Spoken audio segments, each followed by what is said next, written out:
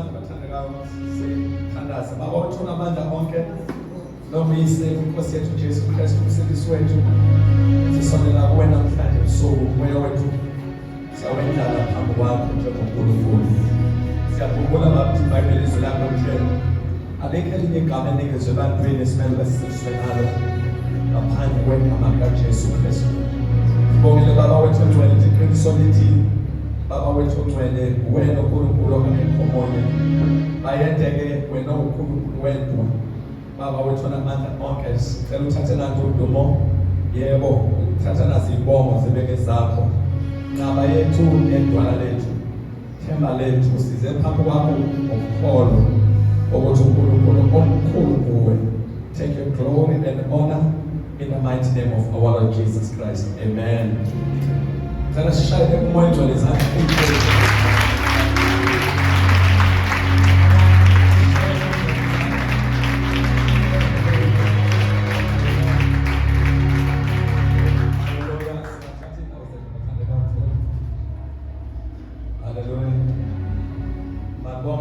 Igama likaJesu. Sanibonani bathandekayo egameni likaJesu. Awesibingelelo sisafaka negama likaJesu. Amen. Haya ufande sibingelelo sanibonani egameni lenkosi. Umuntu akabukela ithuba ngezandla zombili. Umuntu akabukela ithuba ngezandla zombili bathandekayo umoya engcwele. uNkulunkulu wethu umuhle nosithandayo. Nkosi yenkazimulo ehamba phambi kwebandla. Umsindisi wethu omkhulu nosikhazimulisela uJesu insuku nensuku bathandekayo, nowenza ukuthi uKristu Jesu abe inkosi enhliziyweni zethu. iBhayibheli lithi kaRoma 5:5 lithi ithemba lijabulisa, kodwa uthando lukaNkulunkulu luthuliwe ezinhliziyweni zethu ngoMoya Engcwele. So siyabonga uNkulunkulu bathandekayo for his wonderful mercy and grace. Egameni lenkosi yethu Jesu. Ela sishaye izandla. Sishaye.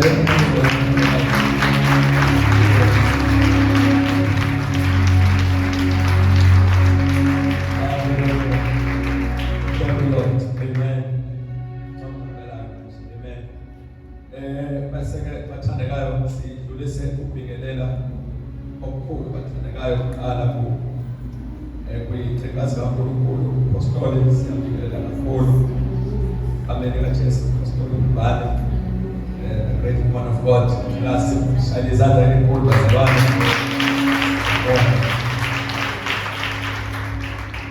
Si bingelele bathandekayo udokotela wethu uSimani Sembangeni osetshenziswa uNkulunkulu sibenzela isixhobisayo ukuthi siyo siyabonga.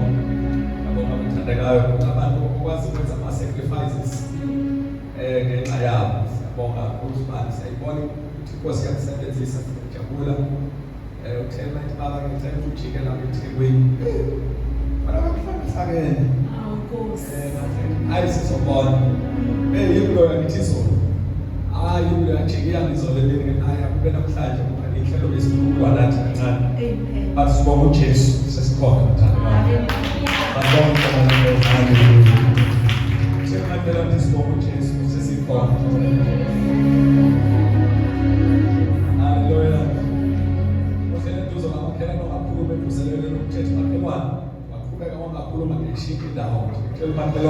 Jesu inkosi. Hallelujah. Ngibonga igama likaJesu.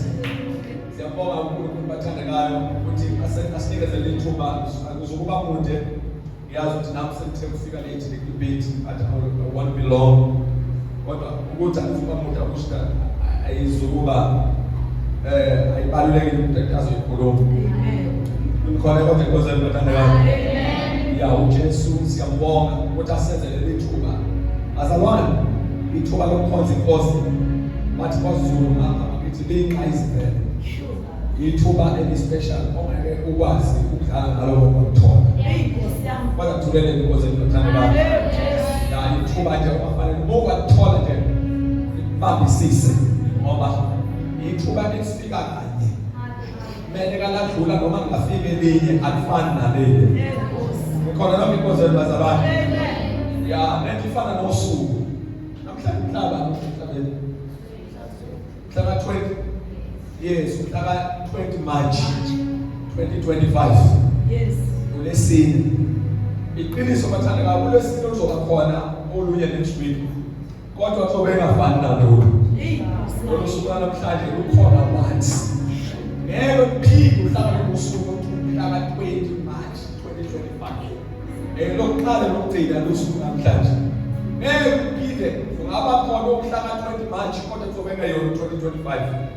Nikhona bazalwane. Lolu suku lukanye.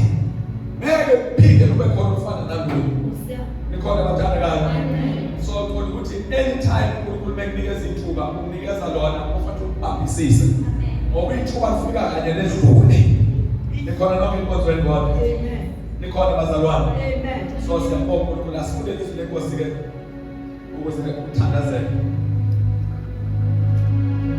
Incwadi kaLuke chapter number 8.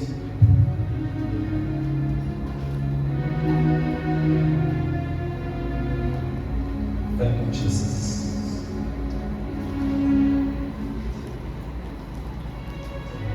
Tell us from verses number 3.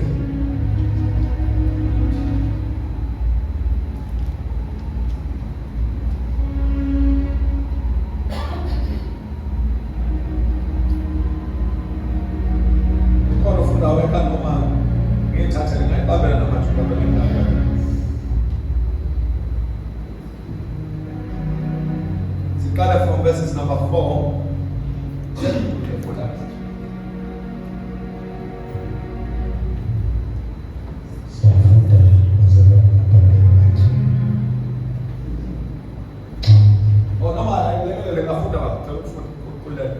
Sekuthele kuye isixuku esikhulu sivela emzini ngemizi display kwesibona there.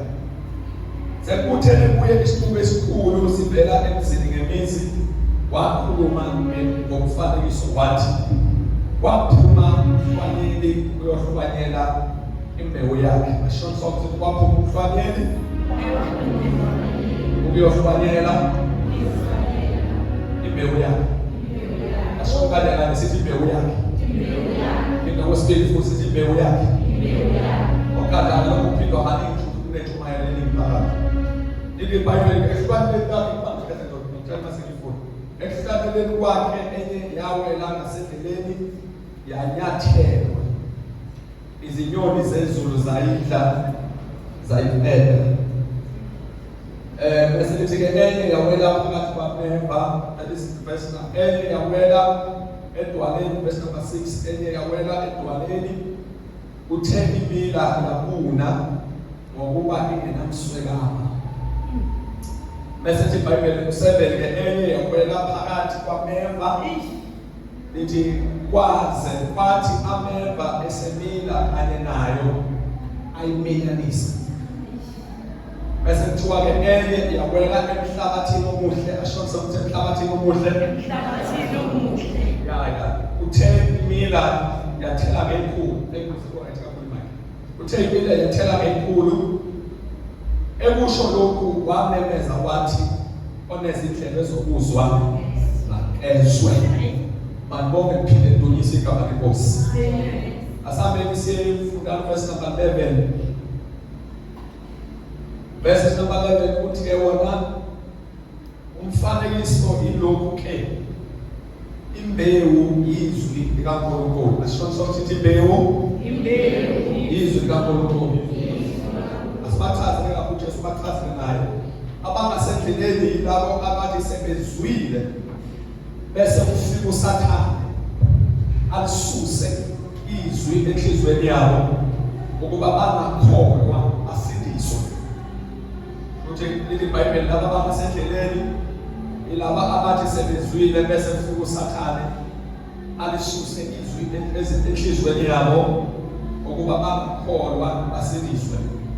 Verse number 13 uthi abangasedwaleni ke ilaba abathi sebezwile wonke bayezwa balamukele izwi ngokuthokoza, kepha laba kabanampande bakhona isikhashana nje. ukuthi ngesikhathi sokulima afuke 14 uthi ke okuveleke phakathi kwameva yilabo abathi sebezwile okubezwa bonke. Ithukeleni bafowethu. Bonke banjani bathandekayo?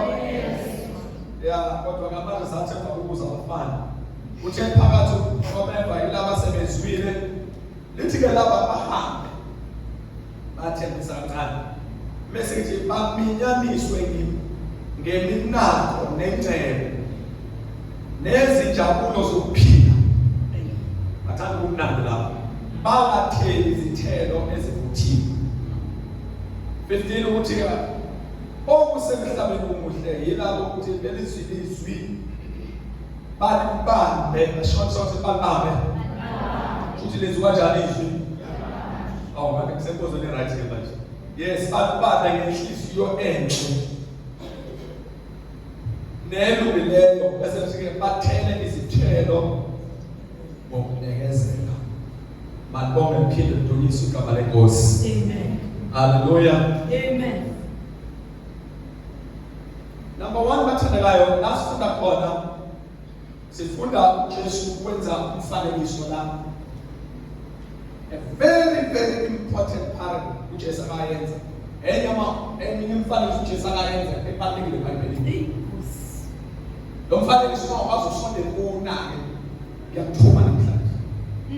Ukuthi ubuyuvakashele lo mfanekiso ngomunye umfanekiso ebalulekile eseBhayibhelini. Jesu yaphuma yashumayela izwi. Leli iBhayibheli mabefika kwenye indawo baphuma bonke abantu bomuzi basithi. Babuyela kuJesu bazogcwala lapha bezozwa izwi likaNkulunkulu. Lithi iBhayibheli uJesu wayesefaka lephana.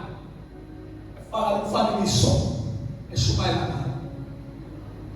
Into ayikhulumayo uthi kwaphuma umhlwanyeli. Ungangifalisi lapha aseke-right ngisho.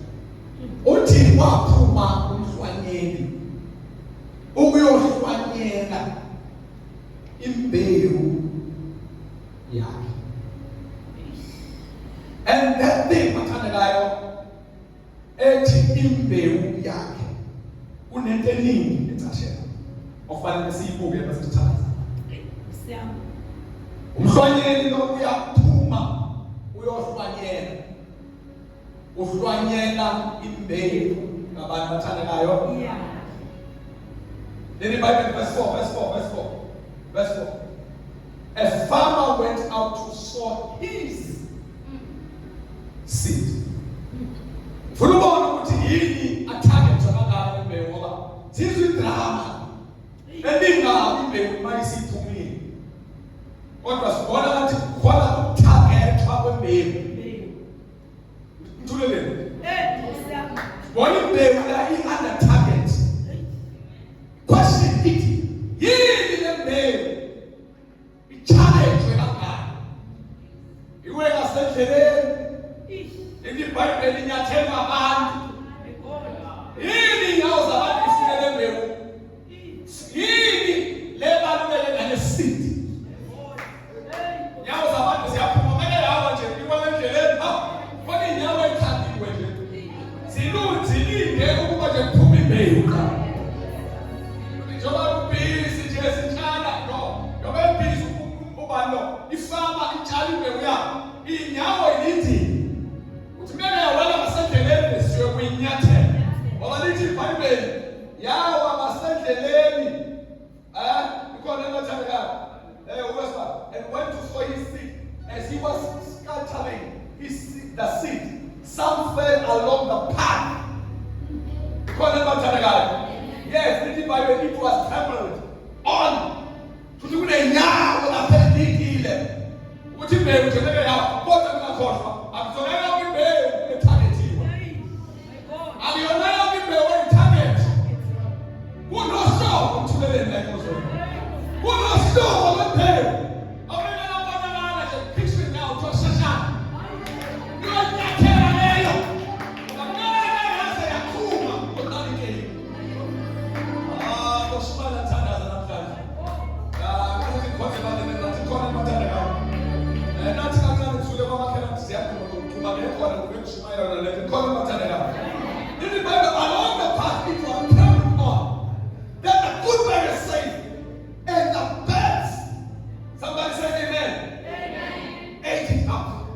We should never win target when woman dimensions out too. It can't wear a Yahweh, it can't wear path. Can you not have a personal like this? Can you not have a personal now? Who's not a mess? Who pay your other pay? What is the money to food on the bill? Or have a path to food on the bill? Can you even answer the bill? You target to the man. You target to a cat. I wish I could be in this house. You target to a cat. You target to a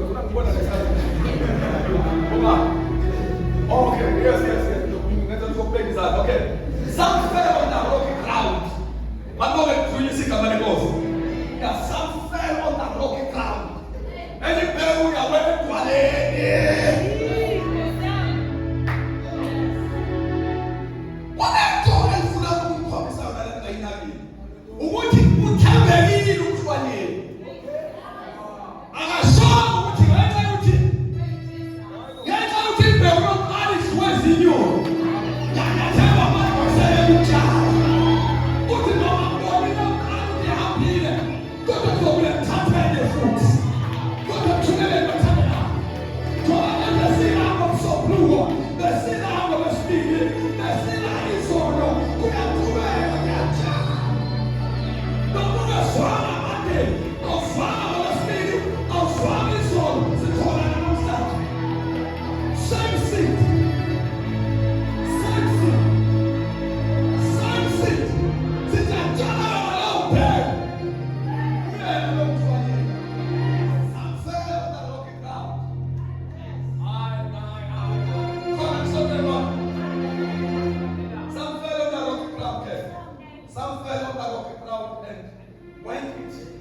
And when it came up, the plants withered. Yeah, withered because they had no moisture. Manome kuthunyisika manikosi. Leke ikuphile ke le. Umhlwayelile wayibona. Iyonakala phambi kwabela lakhe. Ajema. Sithi kwaba yazi imvelo yakho. Lo muntu ubekela iye ihlale phezulu kwana kanje. Lidaba umsobo ama next. Lithi yahlala phezulu kwana yaze yabuna. Ibunela phezulu kwana. I'm praying for you. Uthi uNkulunkulu angawisi imbewu yakhe. Uthola ukuthi inhliziyo yakho iyibwana. Izibule. Because they have no more. But that's what other seed fell among thorns.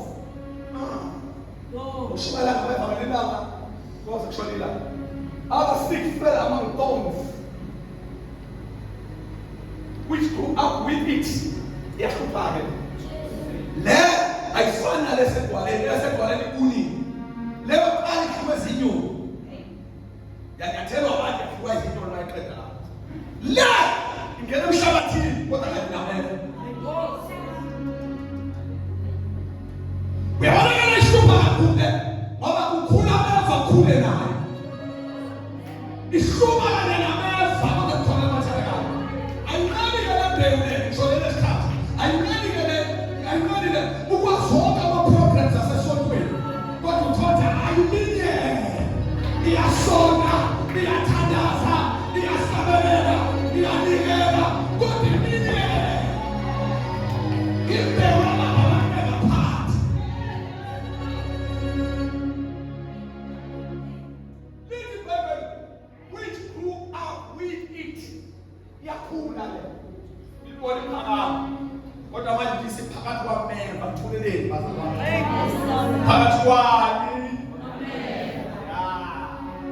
I want to show that I'm on this talk with a call. Yes, she doesn't have a woman in the life. I have to show them to get to tell us what I would have to remember. I was so that you know what was man. I was waiting a little bit. Hey, but you know,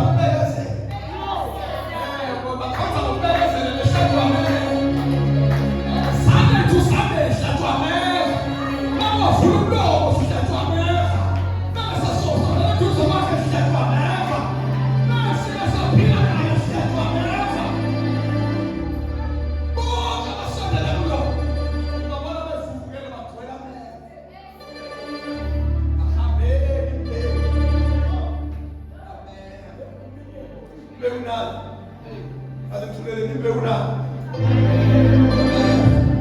Which grew up with it and choked the plant. Somebody say amen. I'm going to 7 months. I'm going to call out. I'm going to give 7. That's it. What's all that? 7. Okay, now that is all. And other things fell among us. Okay, which grew up with it. Okay, thank you. And choked the plant. Somebody say amen. Listen, okay. How about verse number 11? How about verse number 11? Let's get that much. Okay. Verse number 11. Umfaniso yilo kube. Okay, yabafuthi into is in it. Umfaniso yilo kube imbewu. Sayichaza uJesu la. Kuluma nami ukuthi ke imbewu yini bathandekayo. This is the meaning of the parable. The seed is the word of God. Somebody say it. Seed is the word of God. Say that again. Seed is the word of God. Meaning, ifana uNkulunkulu. Ushuthi umkhwanyeni uyena uNkulunkulu. Ingashibonelayo yizwi kodwa ke manje ngifika sithandaza ngakho. Imbewu ya. God. Tayabona ke uthi yini usathana asifune ukuhlala isihlalo sakhe emthulini. Umebona isidi kaNkulunkulu hiyo. Ngoba imbewu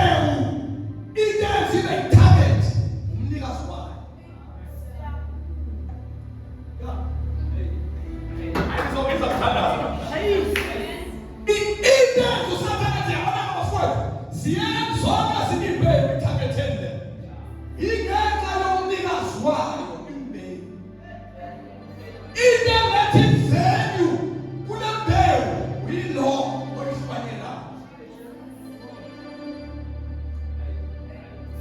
Okay, wathi ngisathe ngifikise ngizokuzulu. Sengiyabona nyalo. Imbewu ye-orange ikhipha i-orange. Imbewu yesihlahla sikamango ngithulele khona. Oh, it's like I'm lying in this house. Imbewu yesihlahla sikamango mele yangena emhlabathini iproduce isihlahla eside sikamango.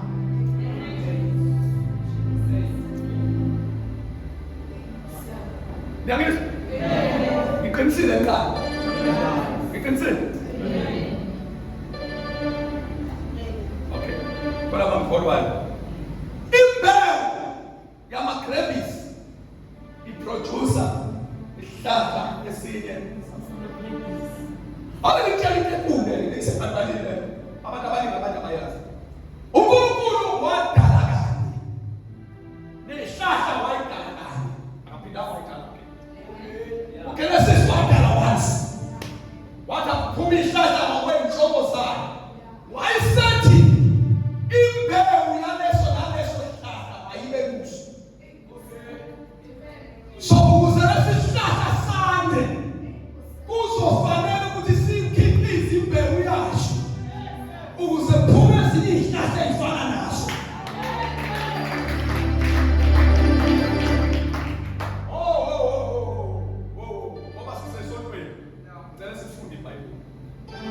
Genesis chapter number 1. I was thinking about it, God. Genesis chapter number 1.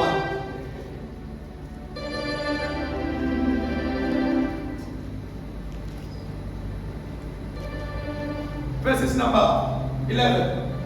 Good.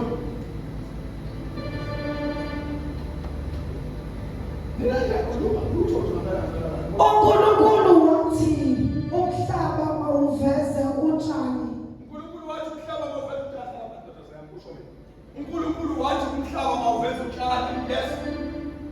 Ethela imbewu nemithi yezithelo ethela uNkulunkulu wathi mawuveze utshani nemifino. Sengiyabona ke. uNkulunkulu wathi umhlaba mawuveze utshani. Khona kwethini wathi nemifino ethela imbewu. Yes. nemithi yezithelo ethela izithelo ngezinhlobo zayo. Yebo, nemithi yezithelo ethela izithelo ngezinhlobo zayo. Yes. Ekuyo imbewu yayo. This is the key word. Abantu abaningi abayinamile. This is the key word. Ekuyo imbewu yayo. Yes. Emhlabeni kwaba njalo. Emhlabeni kwaba njalo. Then God said, let the land produce vegetation, seed bearing plants. Why is that uNkulunkulu? And trees on the land that bear fruit with seed in it. And that's uNkulunkulu edala isithelo, edala amaveji. Wathi uNkulunkulu uzodala isihlahla samaveji isihlahla sebutternut. Ibutternut isihlahla sakhona ngizofaka imbewu kuso.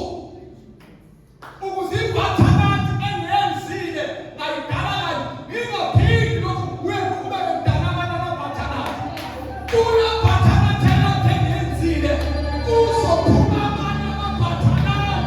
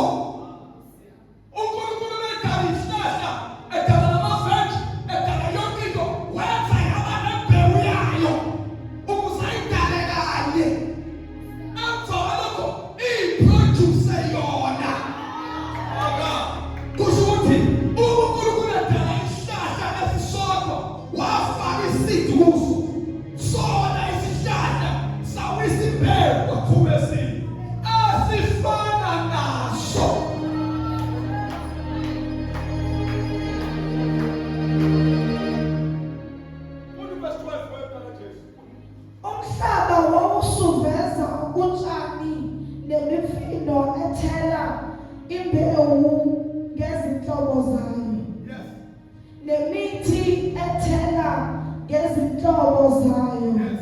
ekuyo imbewu yayo. Yes. uNkulunkulu wabona ukuthi kuhle. The land produced vegetation plants bearing seed according to their kinds, and trees bearing fruit with seed in it. Who said according to their kinds? Ngokwenhlobo yawo. Kusho i-orange, umhlahla le-orange, saba nembewu ye-orange. Enkathi ungena ubusika kuyimbewu phansi, kwaphuma i-orange elini. Saqhubeka isihlahla saba khona sazala amanye ama-orange. Kwaba ukuqhubeka kwesimini, kwaba into efanayo. Isihlahla sami nesihlahla sikama sawisa umango omunye, waba imbewu, wangena emhlabathini, kwaphuma umango omunye, kwasuka nesihlahla esiwu-2 esincane kanye nesihlahla esikhulu. Sizalwa yini bese sincane, sizalwa imbewu ewe esihlahleni esikhulu. Wathula uNkulunkulu wathi athule esontweni. Son of man, wayekhona. Bese esilwaneni uNkulunkulu akadalanga inkomo ekhona umhlaba wonke cha. Wadala inkomo yodwa, wadala nenye, wayesefaka imbewu. Kunenkomo wazala inkonyane. Inkonyane lakhula laba inkomo nalo lazalelini. Umhlaba wagcwala inkomo. Wazula uNkulunkulu wayebamba. uNkulunkulu akadalanga kaningi, wadala uAdamu no-Eva. Wayesefaka imbewu ku-Adamu. U-Adamu wahlangana nomkakhe, kwaphuma uKhayini. Emva kwaKhayini kwaphuma u-Abel. Emva kwa-Abel kwanda abantu bazokhoka wena. Wena umkhiqizo wembewu owayitshala ku-Adamu. Thuleleni bathandakazi. Yonke into oyibona namhlanje, uNkulunkulu uzekade ufaka imbewu. Imbewu yento ikhipha into efanayo. Kwaphuma umhlonyeli manje namanje. Kwaphuma umhlonyeli ukuyohlonyela imbewu yakhe. Nini le mbewu ibeyithandele?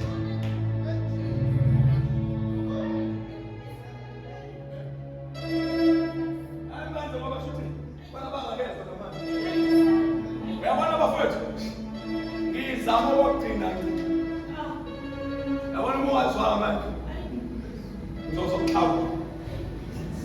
Kuthiwa ukhona mhlawumbe ngikuthulele bathandakazi. Yonke into ekhona inembewu. Okay, yonke into ekhona uNkulunkulu ufake imbewu kuyo. Ekhona no? Yonke into ekhona ufake uNkulunkulu. Wayenzela ukuthi ayidale kanye. Inkomo le, wathi uNkulunkulu akube khona inkomo. Wayesefaka isidi kuyo. Wathi uNkulunkulu akube khona isihlahla naso, wafaka imbewu kusona. Wathi uNkulunkulu akube khona uManana, akube khona inja, dog, wafaka imbewu kuyo.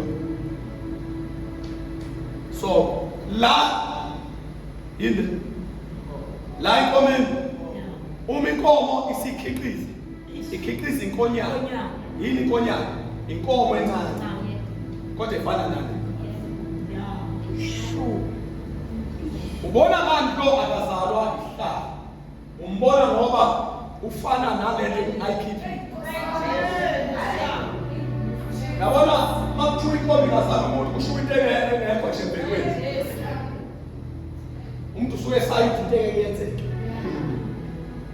La isihlahla masesikhiqiza sikhipha isihlahla esifana naso qha. Kuyamesha. Ngoba lo mhla uNkulunkulu emdala wafaka isidi kuye. Enze ukuthi uNkulunkulu angalokho ebabhizi kuze kushone ilanga edalana nezihlahla waya. Azofuna ukusenza kade, wasefaka imbewu kuso. Wathi wesihlahla njengoba ngifaka imbewu nje umsebenzi wakho manje uzobuyisa imbewu kuwe bese kuphume isidi. Ngenzela izihlahla egcwale koloko. Bafowethu, njengoba ubona sekunezihlahla engaka olumova, kwabo kade kunesonto. Saba nembewu sase siyiqhathaza. Kwazalwa ezinye nalesi esinye sazalwa saba nembewu nasayiqhathaza. Kwazalwa ezinye. Then umuntu nalo uwe nawo lapha ikhona.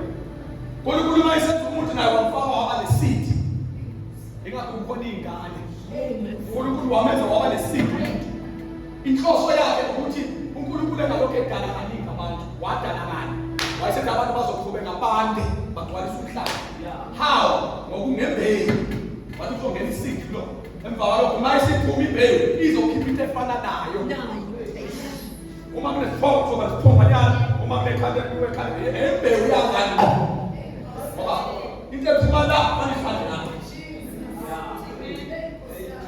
nawo umhlwane kuthela ugcina lo nawo umhlwane uyaphuma uphumela uyohlwanyela uhlwanyela ini haya kweli manje imbewu yabantu uphuma uyohlwanyela ini umani uyohlwanyela ini imbewu umani imbewu mimi mayiphumanyela wayefuna ukuyokhiqiza into efana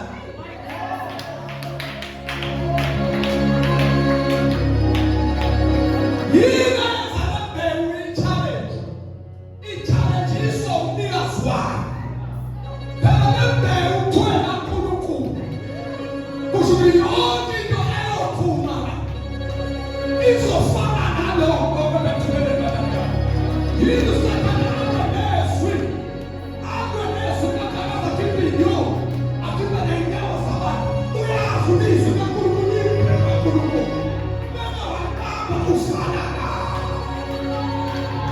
ngoba imbewu yenkomo ikhipha inkonya imbewu yenkomo ikhipha ithwele nane imbewu kaNkulunkulu ikhipha uNkulunkulu omncane uzungafani naye uzoma nembewu akakwazi ukulwa kaNkulunkulu kodwa akakwazi ukulwa nembewu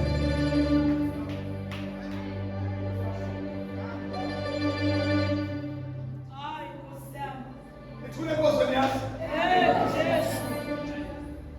yini usathana yona anezwi singaxoxa shukela ekuseni kodwa masekuyizwe ahona uyazifonela usabamali zazi wabizi mela hlangana nenhliziyo kuthulele bazalwane ubizi mela hlangana nenhliziyo ukufuna uNkulunkulu word of God plus good heart is equal to God. We ask that your life will change immediately you receive the word. Uthathiswa kaNkulunkulu ulenza njengoba besho you will be like him.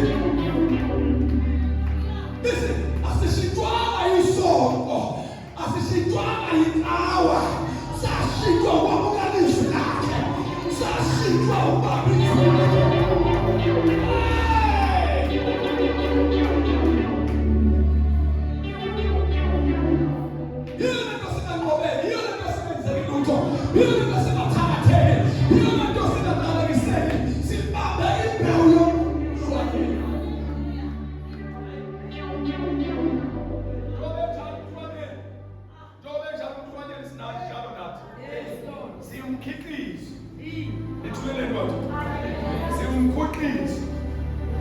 product yembewu yomhlwanyelo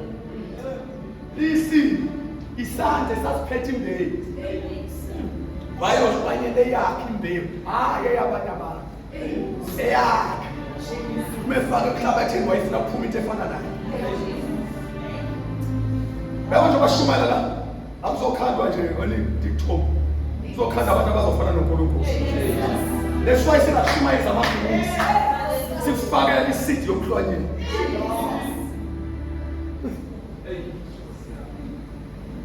that's why mase usindisiwe uthiwe umntwana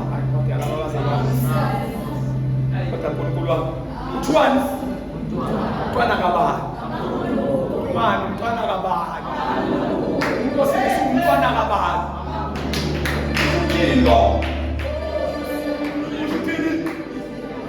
shooting njani ngizeke awumnini right ke nayiqhabaza into emnandi kanje futhi ngizelo bani ngikhola bathandeka leli khathi umntwana kaNkulunkulu akusona islogan kusho ukuthi unjani wena uzelwe uzalo bani bafowethu ngimdala manje ngibonile akaze ngiyibone into izala into eyiopposite nayo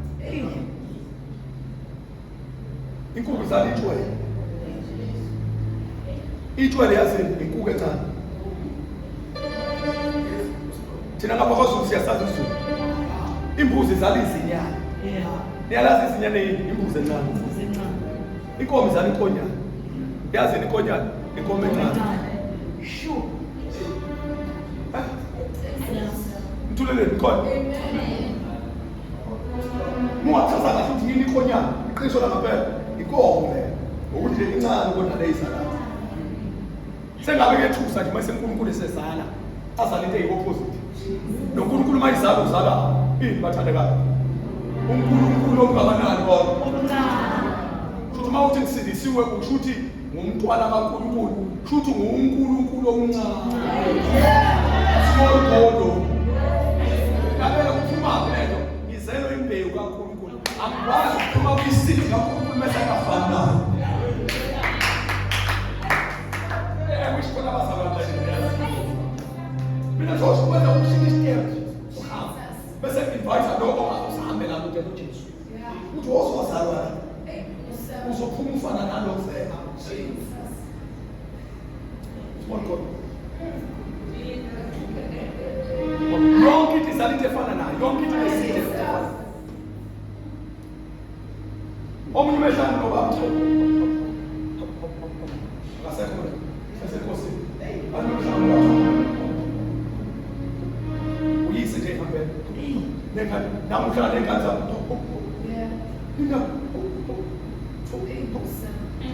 manje umfana umthawumfela ngobone ekhaya because imbewu yomuntu ikhipha efana naye. Namhlanje I'm here to pray for you. I'm done.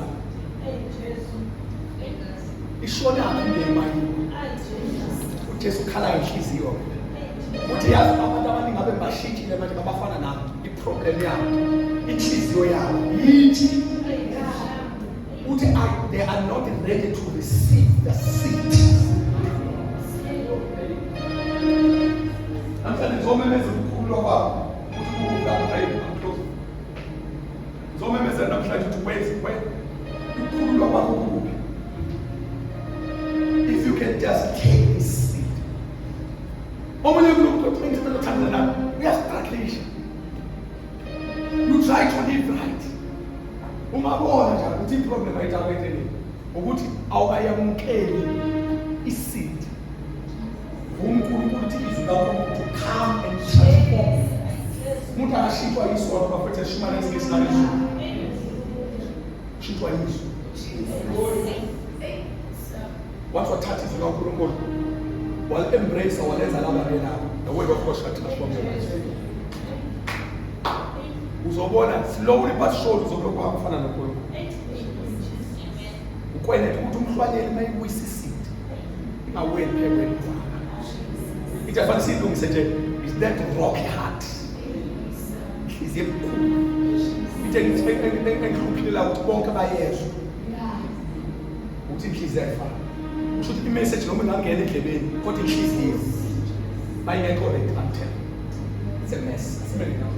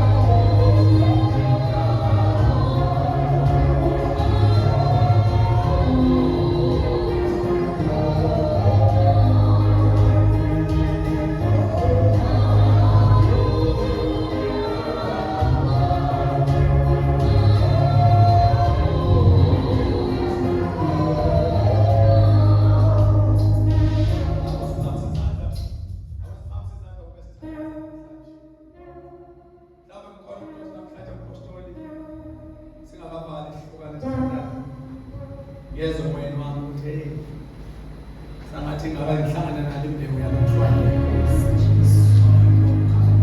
ungabusayishalazela le mbewu ichaza namhlanje imbewu yomfanele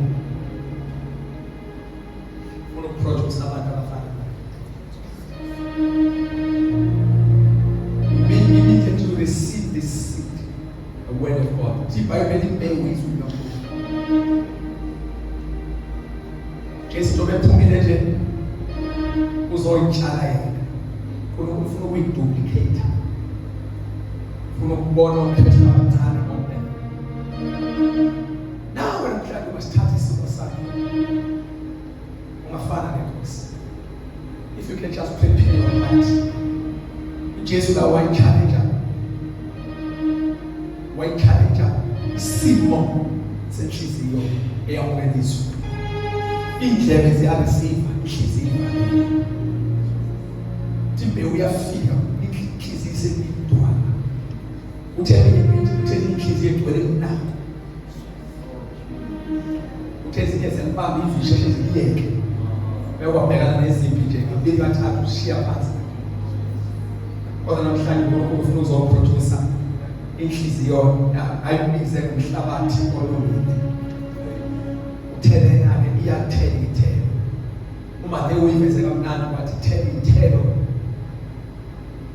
in 60s in 60s even 100-fold 30-fold 60-fold 100-fold we are yakhula kuyiwa ngethebisi so from the level of 80 but bayabona abantu in 2 years time success impilo yakhe yathothoba yanyuka bathi bayashada abanyamalala in 5 years to come so can't afford uba bezonke ithembiso zezulu namhlanje your life may change but I want to pray for you uma khona uplay with pastor ngiyadinga uma ubele uJesu wena ungenza okuhluke kunabanye perhaps isandla sakho God then I will pray for you sengiyabhala isikhathi sasibuza siqeda naso I want us to pray lift up your hand I want to pray for you uNkulunkulu uzokwenza umsana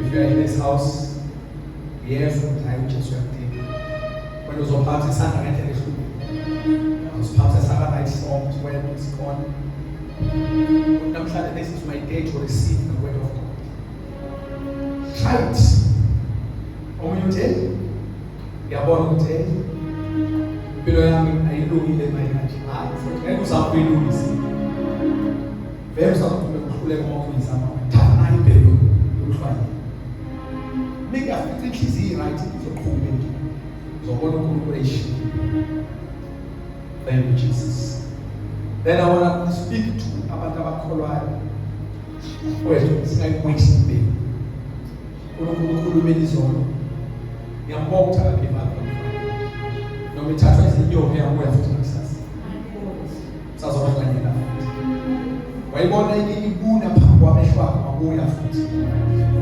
beni wafanele angene emeveni akagive up yabuya futhi never miss my waste seed thakaza emhlabathi elungile namhlanje zonke inyoni zezulu ngiyakhalima ngegama likaJesu ney'ndawo zabantu ey'nyathela yokuthi ube fruitful ube productive namhlanje ngizothi masihamba siye emakhaya uzoyizwa le nto ukhothaza uqhubisa you shall be fruitful from today uzokubona izwi laNkulunkulu lisebenzela you shall be fruitful and my God amsizana awuzokuba usithandaza sonke baba siyabonga izwi lakho liphile likhali ngekhemisi ngathi zonke abantu basekhaya ngicabanga kuleli izwi zenhliziyo phila izwi lakho lidabula izwi lakho lenza umsebenzi wakho izwi lakho liyasebenza nawe the power of your word change impilo zabantu tatu tumalongo zikanda setu kuamile baba eba kusisa batwana baba sele sina kuwezi mbele into everyone.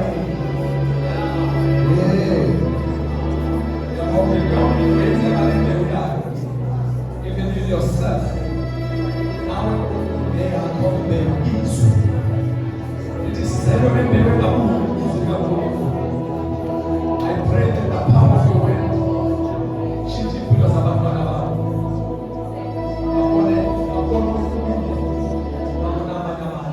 Give you praise, God. And Lord, as for the suggestion of them, in Jesus' mighty name, we thank the Lord God. Hallelujah. Ashaya kurukurizane Mungu.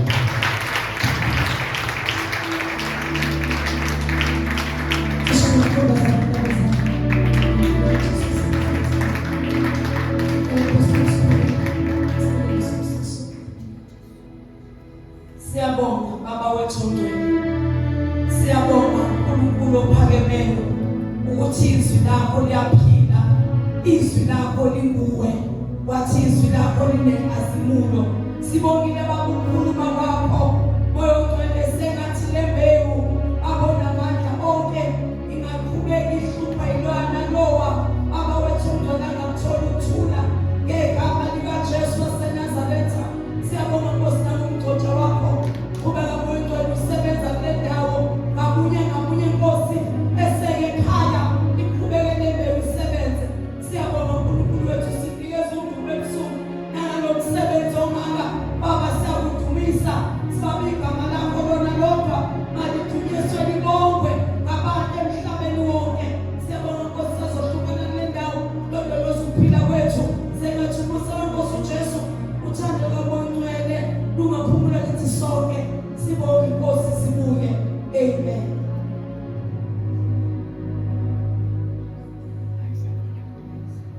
Hallelujah. Egameni likaJesu siyabonga kakhulu apostoli egameni likaJesu Kristu ngishayele izandla kakhulu egameni likaJesu Kristu. Hallelujah. Hallelujah. Singathi singayiphinda nje lezo zandla egameni likaJesu. Hallelujah. In Jesus mighty name. Hallelujah. Siyabonga kakhulu bazalwane egameni likaJesu sifike lapho inkonzo phela khona egameni likaJesu Kristu Nkosi. Siyabonga kakhulu khona abazalwane abanye abasuka kude bafika bazokhuleka bazothandaza nathi ba-attenda nathi imvuselelo. Siyabonga kakhulu bazalwane egameni likaJesu baqhamuke endaweni ehlukahlukene sibatshele izandla bonke egameni likaJesu. Hallelujah. Hallelujah. Egameni likaJesu usuku lesi-4 bazalwane kusasa sibe sikhona egameni likaJesu. Kuyashisa kakhulu endlini egameni likaJesu. Lama-faith they are not doing justice to this venue egameni likaJesu. Egameni likaJesu nesithole air-condition. Hallelujah. Evele ezulwini. Amen. Hallelujah. Egameni likaJesu. Kanti kwalokho bazalwane ngiyaxosa kakhulu sime ngenyawo egameni likaJesu. Sivalile egameni likaJesu Kristu Nkosi. Amen. Hallelujah. Egameni likaJesu. Sasa usuku lokugcina egameni likaJesu lemvuselelo. Hallelujah. Sizobe sinobishop elaqiliza egameni likaJesu Kristu Nkosi. Hallelujah. From Emanawe egameni likaJesu oyifounder International Revival Ministry egameni likaJesu egameni likaJesu. Hallelujah. Utshela umakhelwane ukuthi angaphuthenga afike kusasa. Hallelujah. Egameni likaJesu. Uthanda umakhelwane ufike nini? Kusasa. Hallelujah. Egameni likaJesu. Uthanda umakhelwane ufike kusasa. Ngiyabona ngathi khona ongasho lapho emuva khonile egameni likaJesu. Uthanda umakhelwane ufike kusasa egameni likaJesu. Hallelujah. Majuzi uthanda umakhelwane ufike kusasa egameni likaJesu. Hallelujah. Siyabonga kakhulu bazalwane egameni likaJesu. Singavala amehlo nje sivale sithandaze. Baba wethu ongcwele, wena oyise weNkosi yethu Jesu Kristu Nkosi, siyabonga uNkulunkulu wethu ongcwele nolungile. Udumo nenkazimulo sikunikeza wena ebusuku egameni likaJesu. Izwi lakho liwelile nawo lona lodwa silazela ukuthi aliweli emuva lamatha. Elakho izwi uNkulunkulu wami lithi malichaza lona lithi uyaliphumelelisa ngezandla zakho. Baba wethu ongcwele egameni likaJesu, yiba izwi lakho eliphelele lilethele empilweni zethu ngoJesu Kristu Nkosi. Yena lo okuthiwa ungulizwi kuyilona uqobo lwalo egameni likaJesu. Baba siyabonga, siyathandaza, sisaphuma nathi uhlale nathi silondoloze size siyofika la